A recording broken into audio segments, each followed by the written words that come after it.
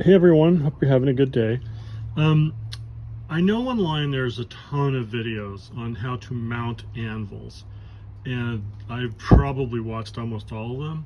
And I found the video by the Essential Craftsman, like most of us do, very, very helpful. But I wanted to take a little different route than he did. So this is how I mounted mine. It's a very cheap anvil. It's all I could afford. It's a 135-pound Vevor anvil.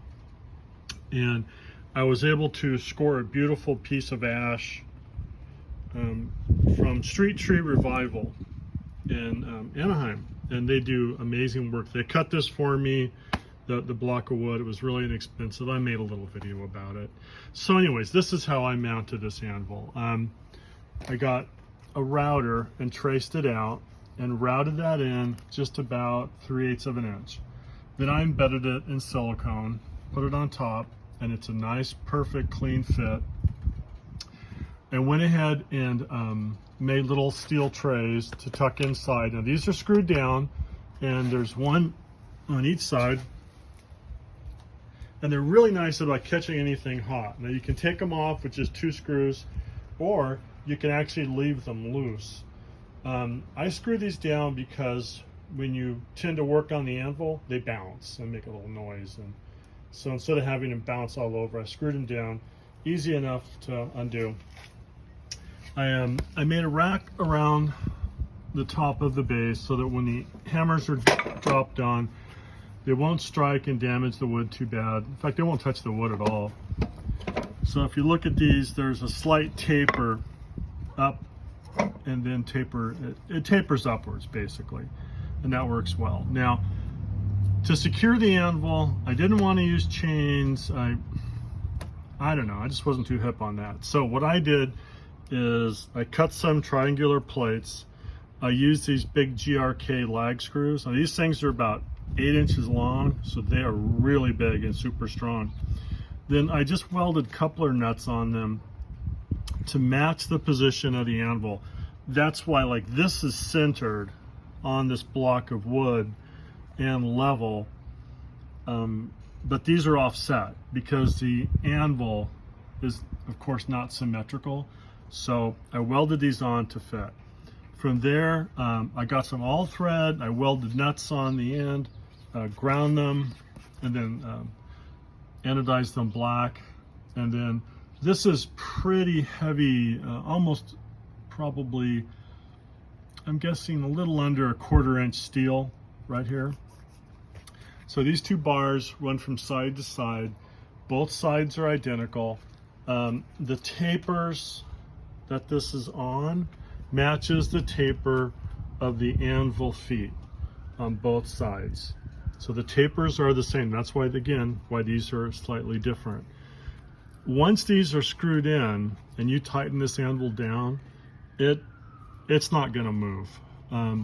But the nice thing about this system is it still allows for the anvil to very cleanly and easily be removed if you want to. So as far as the anvil itself, it's got pretty decent rebound. The horn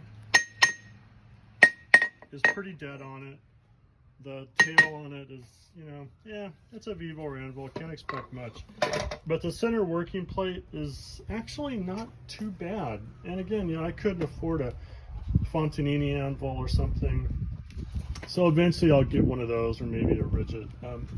It's got plenty of space for tongs, hammers, miscellaneous tools. A lot of room to work on. If I had to do this over again though, I would leave this portion of the rack off. So just attach it here and leave all this open so you could work over the horn a little bit easier without having this in the way.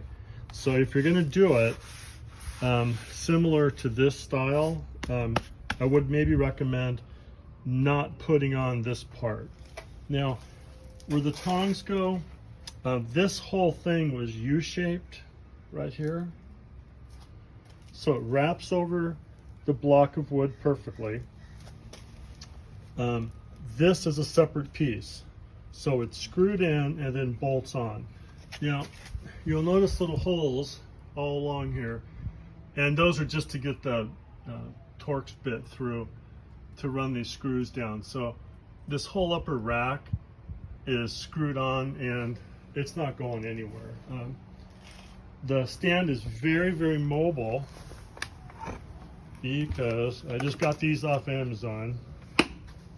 Really inexpensive, but they work well. It can tip if you're not careful, but for the money, I think these are really pretty good. And the anvil is very, very, very sturdy. When I'm working on it, I don't notice it bouncing. Because of the silicone and because of the way it's anchored, it's not loud, so it doesn't really disturb the neighbors. This is the other side where the bolts go. And again, they run all the way down into that big upside down triangular plate.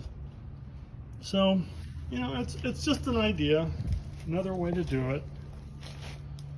And, you know, hope you liked the video. Hope this helps you. Have a great day. Bye.